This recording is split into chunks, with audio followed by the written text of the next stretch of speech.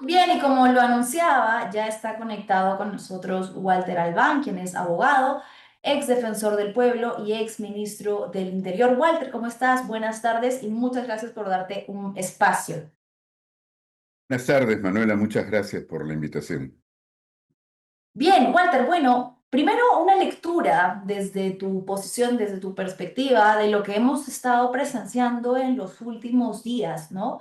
Lo que podría o lo que se sonaba, se anticipaba como la estocada ¿No has final configurado a la ninguna red democracia. Wi-Fi? Para obtener ayuda, abre la app de Alexa. No te preocupes, no te preocupes, son cosas que pasan cuando nos conectamos con todos Sí, estos sistemas desde casa. Te decía entonces, tu lectura sobre esta situación en la que estuvimos a punto, o se hablaba, se rumoreaba de una posible estocada final a la democracia con la anulación de toda una circunscripción electoral, ¿no? Estamos viviendo tiempos en los que la legalidad deja de ser el marco de lo posible y lo imposible en el Perú. así es. Y por eso creo importante que miremos esto en perspectiva, ¿no? Porque estamos viviendo días muy tensos, por supuesto, desde el domingo que que acudimos a las ánforas. Am, pero eso tiene un antecedente muy claro, como lo hemos conversado en alguna oportunidad también en otra entrevista con, me parece, Carlos Cornejo. Sí. Y esto es que, en rigor, en el Perú cada vez más el Estado de Derecho está pisoteado, ¿no? Y claro, para alguna gente dicen, bueno, pero eso es algo gaseoso que no me afecta en lo personal. No, no. Cuando el Estado de Derecho es pisoteado, vivimos entonces a instancias y en función de lo que el poder autoritario decida hacer o deshacer. Y entonces, por ejemplo, yo quería colocarme en el supuesto de qué hubiera pasado en el Perú si no eliminaban las elecciones primarias y obligatorias, las famosas PASO. Si Ujú. cuando fracasó el golpe de Castillo en diciembre del 2022, hubieran procedido como era lógico proceder, que se convocara que la señora Boluarte en ese momento, reconociendo su situación precaria obviamente por muchas razones, hubiera convocado elecciones generales, hubiéramos ¿no? Llegado a un nuevo gobierno y a un nuevo Congreso. Ujú. Creo que el Perú sería otro, habríamos respirado con mucha más tranquilidad y el Estado de Derecho probablemente no solo no hubiera sido debilitado, sino se fortalecía. Por eso yo he sostenido muchas veces que el fracaso del golpe de Castillo no nos debe llevar a pensar que no hubo un golpe. Yo creo que sí lo hubo desde el Congreso de la República.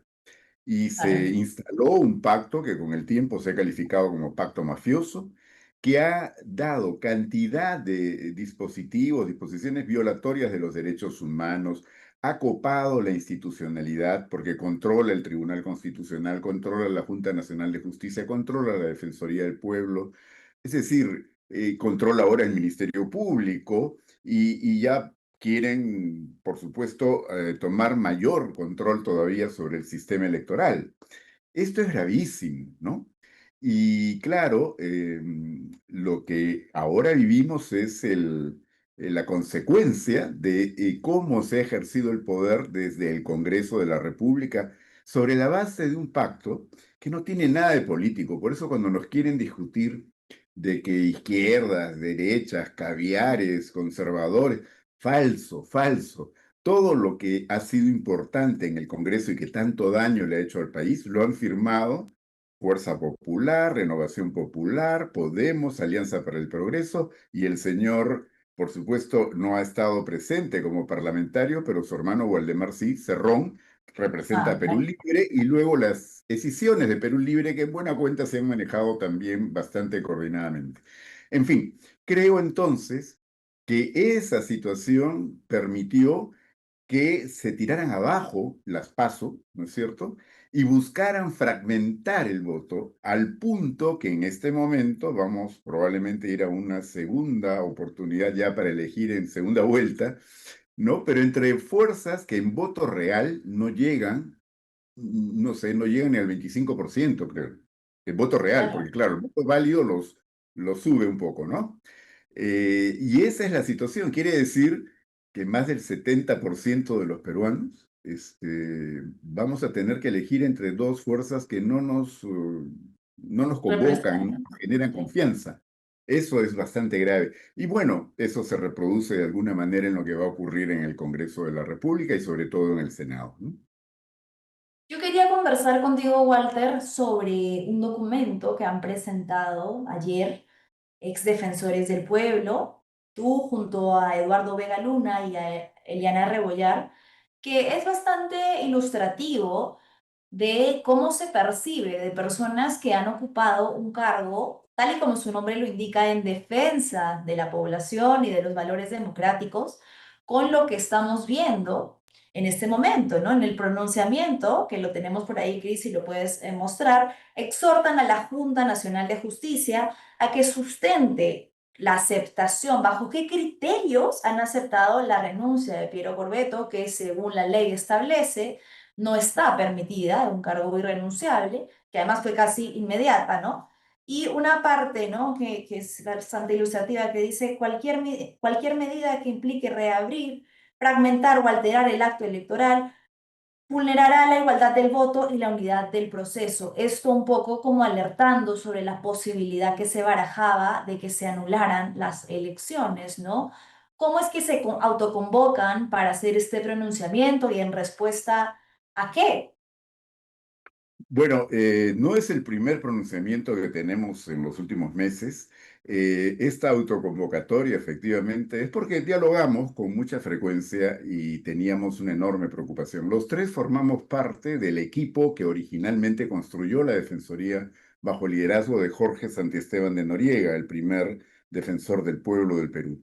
Y francamente nos sentimos de alguna manera obligados en memoria de Jorge y del trabajo de todo el equipo que se mantuvo ahí y algunos pocos que de repente todavía quedan en la Defensoría, a decir y actuar un poco por déficit, o sea, por defecto, dado que quien ocupa ahora el cargo es realmente penoso.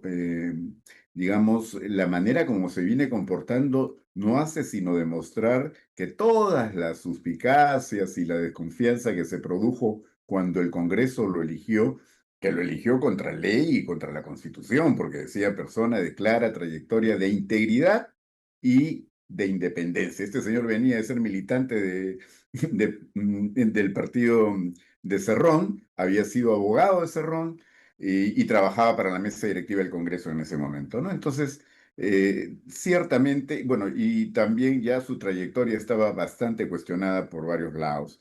En consecuencia, no pudo sorprender que lo primero que hizo fue pedirle al Congreso que le dieran amplia libertad para elegir a todos los cargos de confianza dentro de la Defensoría, que por la ley orgánica eran cargos que se tenían que someter a concurso público. Bueno, este señor no lo hizo, sino que consiguió de inmediato, por supuesto, que el Congreso le aprobara la norma. Él sacó a todos los funcionarios de confianza y comenzó a nombrar a dedo. Eliminó la meritocracia, en pocas palabras, con lo cual ya demostró de qué tipo de actuación podíamos esperar de él. Ahora, sí, nos preocupa la institucionalidad democrática. Con Jorge Santiesteban, la Defensoría del Pueblo peruana tuvo que entrar a un tipo de actividad que no es tan frecuente en las defensorías del pueblo, la supervisión electoral. Y tuvimos que hacerla a propósito de la elección del año 2000, sobre todo, donde ahí sí hubo fraude. En ese momento el fraude se perpetró, lo verificó la Organización de Estados Americanos, la misión de observación de la Unión Europea, la misión de observación de la OEA y la Fraude Defensoría del fujimorista. Claro, y entonces eso pudimos llevarlo, ¿no es cierto?, a una discusión, un pleno en el Consejo Permanente de la OEA, y esto provocó una convocatoria extraordinaria, una asamblea en Windsor, Canadá, que presionó al gobierno de Fujimori a establecer la llamada mesa de diálogo, que fue un poco el preámbulo de su caída, ya que se produjo, como sabemos, pues en diciembre del 2000, cuando se fugó del país y renunció por fax, ¿no? Sí. Entonces, nosotros sentíamos que en este momento lo que diga la Defensoría ya no solo probablemente no sea muy atendido, sino que corríamos el riesgo que diga cualquier cosa, porque este señor ha utilizado la Defensoría para elegir, por ejemplo, a la actual Junta Nacional de Justicia, que por eso nos explicamos, ¿no es cierto? Y es parte de nuestro comunicado, efectivamente, nuestro pronunciamiento. Han elegido a la gente idónea para, de alguna manera, imitar el ejemplo de este señor José Gutiérrez, ¿no? Entonces, qué vergüenza que el día domingo ya la presidenta de la Junta Nacional de Justicia sacó un comunicado a nombre de toda la Junta donde decía que iban a revisar el proceso por el cual había sido ratificado Piero Corbeto. Bueno, esta Algo que señora además, ignora la ley o se ensucia en ella, porque la ley dice, ¿no es cierto?, que en este caso la Junta Nacional de Justicia solo podría examinar un proceso anterior si está dentro de los 2 años de que este tuvo lugar, exactamente. ¿no? En este caso no, Piero Corbeto había sido ratificado en el cargo más de 2 años atrás. Entonces, ese comunicado mismo ya nos da un indicio de que ahí la ley no se respeta. Pero Claro. yo entiendo, y creo que varios lo han dicho ya, la situación de Piero Corbeto es terrible, es lamentable. Yo creo que ninguna persona merece un trato de esa naturaleza. Ha sido de alguna manera, y viene siendo el chivo expiatorio, ¿no? Hay cosas tan destempladas y fuera de lugar como el pedido de detención preliminar que ha hecho el Ministerio Público. Y en esa situación se explica que anímicamente, ya no solo por él, sino por su familia, este señor haya renunciado, cuando el cargo es irrenunciable, cuando hay un proceso electoral. Pero lo que es inaceptable es que la Junta Nacional de Justicia no solo acepte de inmediato la renuncia, sino que no lo fundamenta. Sí, Tiene claro, el simplemente descaro, comunica que la aceptó.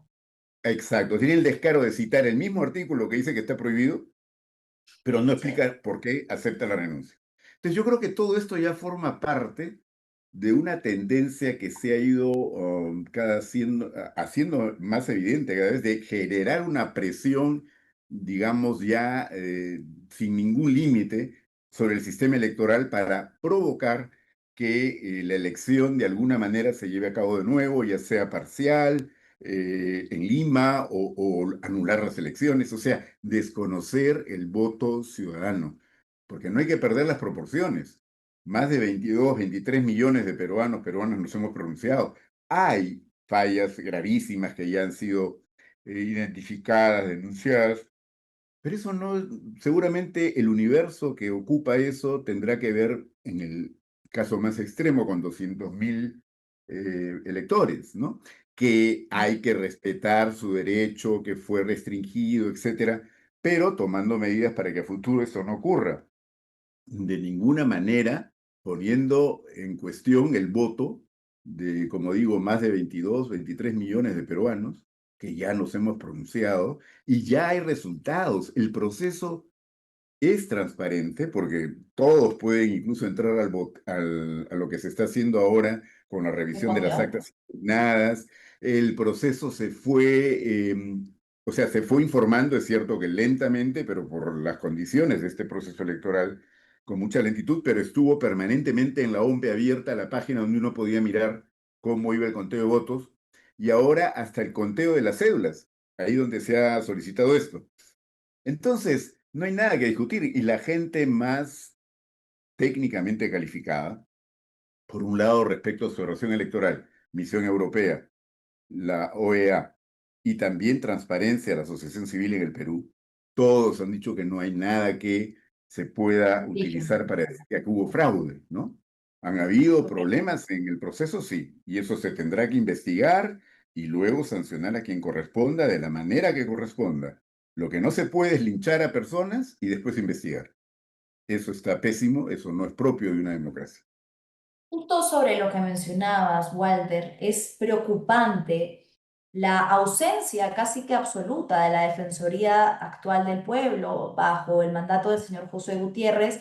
Yo te quería mostrar yo estuve como revisando los últimos pronunciamientos que hizo la Defensoría, porque claro. En la crisis en la que nos encontramos, uno se esperaría que la Defensoría inmediatamente se pronunciaría a favor de la defensa del voto popular, de la elección popular y de las instituciones, de la autonomía institucional y del respeto de la ley. Sin embargo, esto es lo único que ha publicado la Defensoría en los últimos días, te lo voy a mostrar, y que dice, ante una grave denuncia presentada en Willax Televisión, la Defensoría solicita la separación inmediata de funcionarios del sistema electoral. El mundo absolutamente de cabeza en el que una entidad que tendría que tener mucho rigor en cada uno de sus pronunciamientos pide por un reportaje televisivo que se separen a funcionarios en contra de la ley. Sí, yo lo que iba a decir al respecto es que con una defensoría bajo el mandato de José Gutiérrez, lo mejor que podemos esperar es que no actúe, porque todo lo Que que mantenga actúe, silencio. exactamente todo lo que haga va a estar en correspondencia a lo que ya ha venido haciendo, ¿no es cierto? Defender, por ejemplo, a través de amicus curiae a la señora Boluarte, después al señor Urresti, que ya estaba condenado por el Poder Judicial, ha ¿Hacerlo? pedido que a Cerrón, por supuesto, que era además su abogado, o sea, un conflicto de intereses, pues, ya grosero, ¿no? Y por otro lado, tenemos también que él presentó una acción de inconstitucionalidad para que se derogue la ley sobre extinción de dominio que permite quitarle a los grupos que hacen, digamos, que ingresa su patrimonio y dinero ilícito por actividades como narcotráfico, o con tala ilegal, o con minería ilegal, etcétera. Y resulta que efectivamente el Tribunal Constitucional declaró, pues, que no era constitucional la norma, y la primera beneficiada fue su hermana, ¿no? Con maquinaria pesada que le había sido también requisada porque estaba en actividades ilegales. Entonces esto, francamente, ya no puede sorprender, ¿no? Y claro, yo me pregunto, él obedece al pacto dentro del Congreso, pero en estos días a veces lo del pacto no ha estado tan claro porque los intereses no eran tan idénticos. Entonces Ujú. como que ha estado esperando órdenes y no las recibió claras y por ahí lanzó un comunicado como este, ¿no? Bien, Walter, sé que estás un poco cortos de tiempo, que te tienes que ir. Te quería pedir entonces un comentario final, ¿no? ¿Qué tendría que pasar ahora para que el proceso electoral siga su curso? El señor Corbeto ya ha sido reemplazado. Lamentablemente su renuncia fue aceptada. Ha entrado en el cargo el gerente general. ¿Qué tendría que suceder? El señor López Aliaga tendría que dejar de lado estos alegatos de fraude. ¿Qué nos espera? Porque todavía nos queda una segunda vuelta electoral que va a estar sumamente parcializada y con lo que ha sido una afectación muy grave a la confianza en el proceso. Bueno, varias cosas, Manuela. Yo creo, por un lado, que lo que corresponde para no abrir una caja de Pandora y colocarnos en una situación francamente peligrosísima para el país es continuar con el proceso electoral, ¿no es cierto? Ya cerrar toda discusión sobre posibles reaperturas, ya sea parciales o totales, en fin. Continuar con el proceso. Ya tenemos en este momento suficientes elementos de información para que quede claro que hay que llegar entonces a la segunda vuelta con los dos candidatos que han quedado en los primeros lugares. Y creo, por otro lado, que es muy importante que se maneje todo con prudencia, con cuidado, pero, por ejemplo, la Junta Nacional de Justicia, ¿qué es esto de pretender que ellos son como una instancia superior a la OMP? No, no, la OMP es un órgano constitucional autónomo. Las fallas que Correcto. se han producido tendrán que ser corregidas a futuro, etcétera, pero no tiene por qué tener ninguna injerencia la Junta Nacional de Justicia en lo que haga o deje de hacer en este momento la OMP. Yo creo que ya con la experiencia que se ha tenido, probablemente varias de estas deficiencias van a ser resueltas. Además, la elección misma no es tan complicada porque ya vamos solamente a elegir entre dos opciones.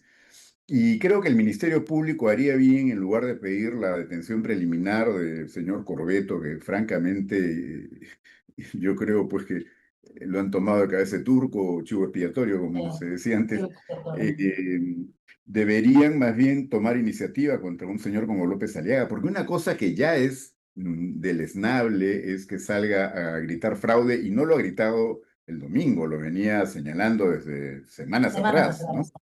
Claro, entonces él está buscando que crear caos, que crear más bien una situación de enfrentamiento entre peruanos, porque nada más le importa que su persona, pero está agraviando, amenazas de todo tipo, insultos groseros contra diferentes personas. Hoy día escuchaba que ha dicho respecto al señor Corbeto precisamente que lo va a perseguir hasta que se muera, ¿no?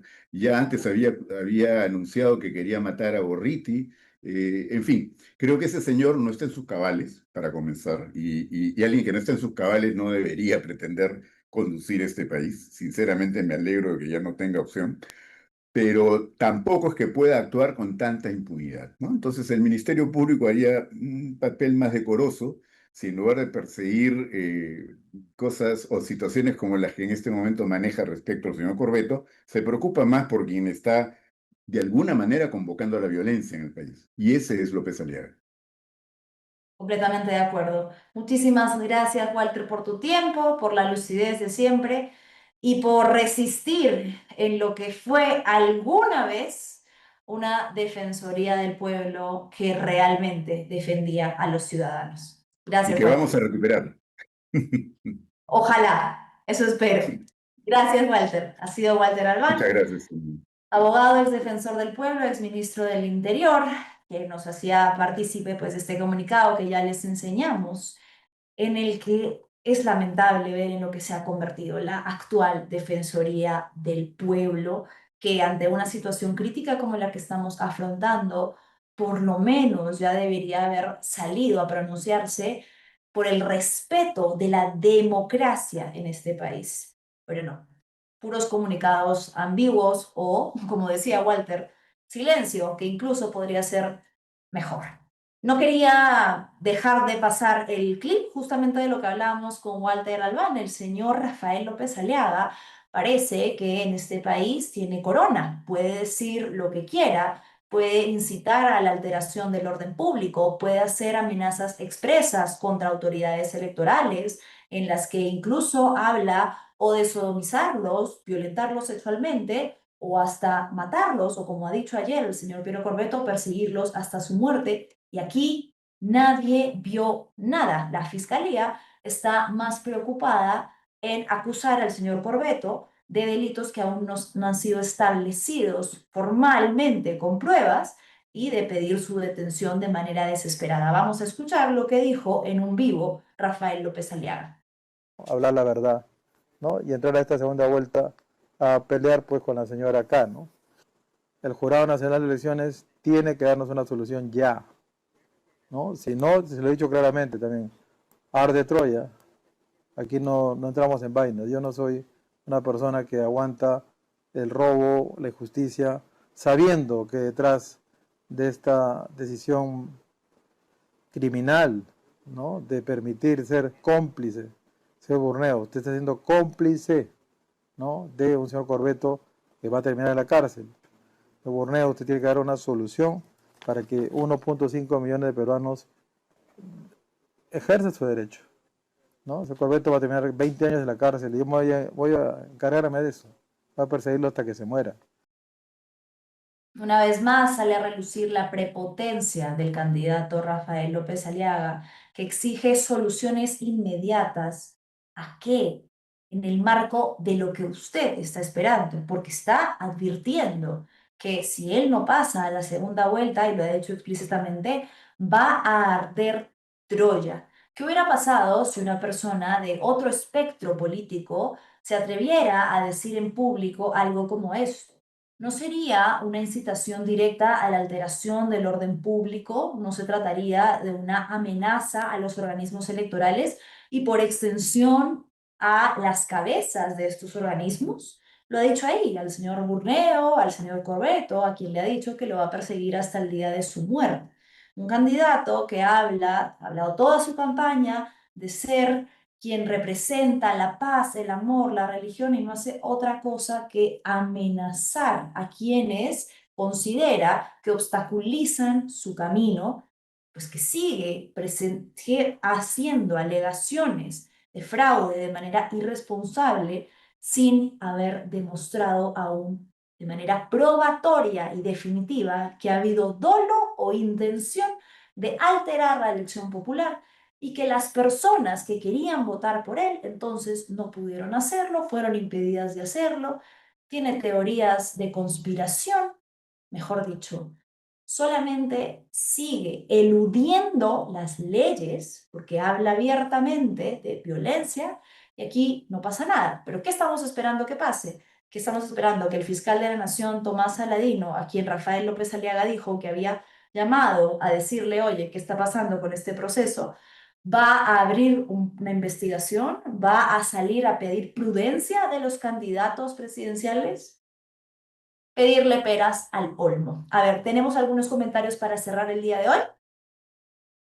A ver, Ledoc dice, ¿cuándo va a resolver el Jurado Nacional de Elecciones? Necesitamos saber ya cuáles son las, bueno, leo la última palabra, política de lo que pasaron, decisiones políticas de los que pasaron a segunda vuelta. ¿Qué más tenemos por ahí? Safi nos dice, solo buscan dividir para manejar mejor. Ricardo dice, Rospigliosi sigue despilfarrando plata de los peruanos. 3.5 millones en aviones que no necesitamos. Máximo dice, nos hemos dado cuenta que el que gobierna es el fujimorismo. Alison, no leo bien. Lindo Davidia dice, que paguen la deuda social a los maestros dejando de comprar chatarra. Jorge nos dice, el presidente Balcázar se quedó sin piso por la adquisición de los aviones a una empresa americana. El embajador tuvo que dar presión a la PCM. Bien, bueno, entonces tenemos todavía la crisis electoral en curso. Como decía nuestro querido Ledoc, aún falta en el conteo, ya está al 100%. Lo que hace falta ahora es que se resuelvan los pedidos que han pasado a los jurados electorales especiales. De verdad que no sabemos hasta cuándo. Lo que se sabía, la estimación era que hasta quincena de mayo íbamos a tener resultados, pero lo que necesitamos es saber ya de manera definitiva para poder pasar la página hacia la segunda vuelta y concentrarnos en la defensa de la democracia y en que lo que queda de un proceso que ya está tan manchado pueda llevarse de manera pacífica, oportuna y sobre todo democrática. Muchas gracias por habernos acompañado y nos encontramos aquí en Fuerte y Claro el día de mañana. No se olviden de darle like y de compartir este programa. Chao, chao.